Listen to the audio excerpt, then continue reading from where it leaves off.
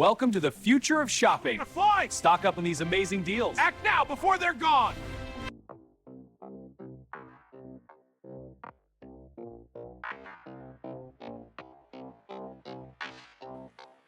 For the last 25 years, we've been told that inflation is a steady, predictable tide. But if you look at the data from 2000 to 2026, that tide is actually a series of rogue waves. Since the turn of the millennium, the cost of the American dream has fractured. Housing prices have surged by over 215%. If you bought a median home in 2000 for $120,000, that same roof costs you over $380,000 today. Look at the automotive market. While the official Consumer Price Index says car inflation is lower than housing, up only 25%, that is a statistical illusion. In 2000, the average transaction for a new car was $21,000. Today, it's nearly $50,000. We didn't just get more tech, we lost the entry-level car entirely. While housing famously popped in 2008, dropping nearly 30%, car prices barely flinched. They stayed flat, then skyrocketed. Why is that? Because the housing market is a bubble, but the car market is a cartel. If you smell a fix, you're right. This isn't just supply chain issues. From 2000 to 2011, the Department of Justice ran the largest criminal antitrust investigation in U.S. history. They found a global super cartel. Dozens of companies were meeting in secret to fix the price of over 30 different car parts. Seatbelts, spark plugs, steering wheels. Nearly every car sold in America for a decade was price fixed. They charged over 65 executives, were sentenced to years in prison. But where are they now? Most are back in Japan, protected by non-extradition, or working in the consulting shadows of the same industry. Today, they don't meet in smoky rooms. They use pricing algorithms. If every dealer in your city uses the same software to optimize their inventory, the price stays high even when the lots are full. We are living in an era where the economy of scale has been replaced by the economy of scarcity. In 1974, a working-class salary could buy a reliable vehicle outright. In 2026, you're looking at 7-year loans for basic transportation. The market didn't just get more expensive, it got rigged.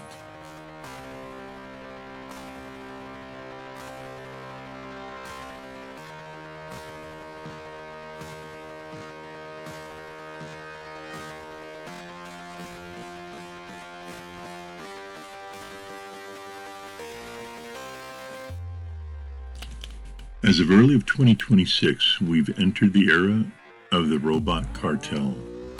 The Department of Justice and state attorney generals are no longer just chasing men in suits, they're chasing algorithms.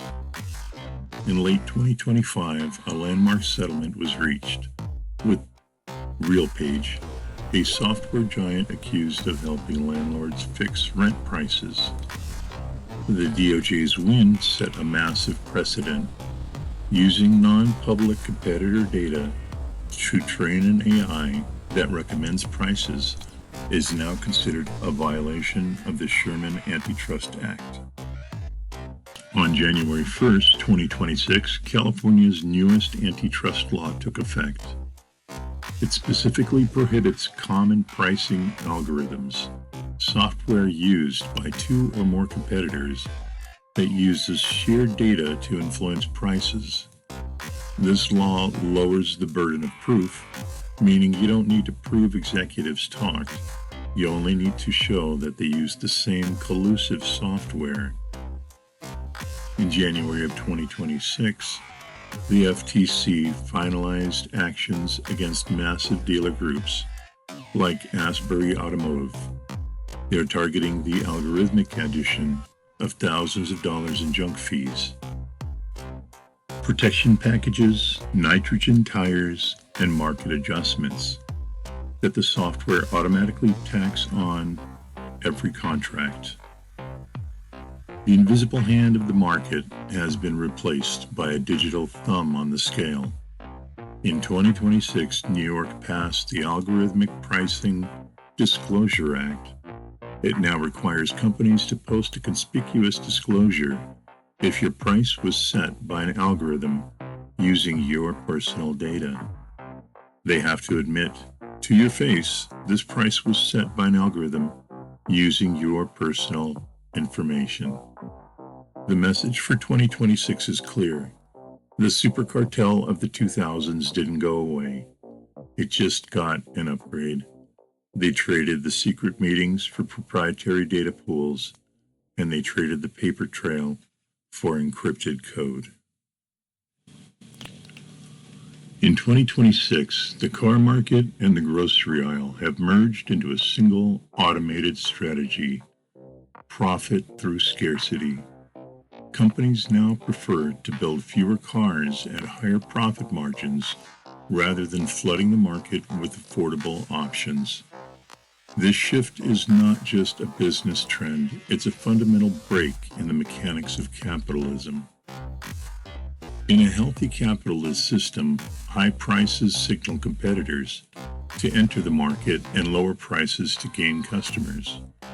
But in 2026, that invisible hand has been replaced by an algorithmic grip. Automotive manufacturers are intentionally keeping inventory low to maintain market adjustments and high MSRPs. Even as supply chains have recovered, the entry-level $20,000 car has been effectively deleted from production. The same logic is hitting the grocery store. In February of 2026, the Stop Price Gouging in Grocery Stores Act was introduced in the Senate to combat surveillance pricing. This is the ultimate betrayal of the market. Using facial recognition and electronic shelf labels, stores can now change the price of milk or eggs while you are standing in front of the shelf based on your personal data, the weather, or time of day. When prices are no longer set by competition, but by shared algorithms and intentional supply restrictions, the consumer no longer has a vote. Choice is gone. If every dealer uses the same software and every grocer uses the same electronic tags, you can't shop around for a better deal. Risk is gone. In true capitalism, if a company overcharges, they risk losing the market. In an algorithmic cartel, the market is a closed loop where everyone agrees to keep prices high together. Data is the weapon. Companies are using your own loyalty card data and biometric surveillance to find the exact maximum pain point you're willing to pay, breaking the fair exchange of value.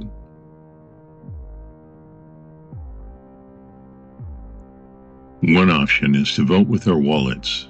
We are told that if we don't like the system, we can just opt out. But how do you opt out of a walled garden when the corporations own the walls?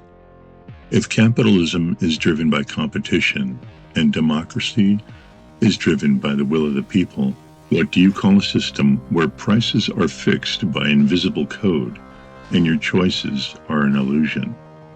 It isn't capitalism. Capitalism requires the risk of corporate failure and the freedom to walk away. What we are living in is a corporate feudalism, a digital kleptocracy, where you are no longer a consumer participating in a free market. You are a captive data point. They tell you to starve the algorithm, but they've engineered the systems that you can't afford to. Refuse to use their grocery loyalty card, and you are hit with a massive privacy tax, paying exponentially more for basic survival. Try to disconnect your modern car from its corporate servers, and the fine print automatically voids your warranty. Even the classic escape routes have been barricaded. You try to buy a used vehicle, but the automotive industry's massive surplus of capital has already bought up the secondary market, artificially inflating prices. You can try to carry physical cash, but in today's environment, it's more dangerous than ever, and increasingly useless in automated, cashless storefronts. You try to bypass the grocery monopolies, but the local farmer co-op is just a regional chain disguised in a plaid shirt, and true rural independence is hours away. You try to fix your own phone or car, but built-in obsolescence is worse than ever. Corporations have weaponized patent and copyright laws to crush the right to repair, ensuring you are locked out of the very hardware you purchased.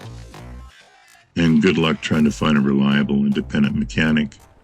Commercial real estate leases are priced so astronomically high that only the most profitable predatory corporate chains can afford to keep the lights on.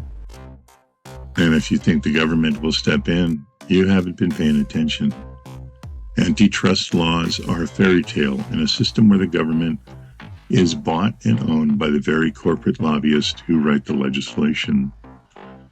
They don't regulate the monopolies, they protect them. We have to stop pretending we can simply shop our way of a rigged system. The first step to escaping a trap is realizing you are in one.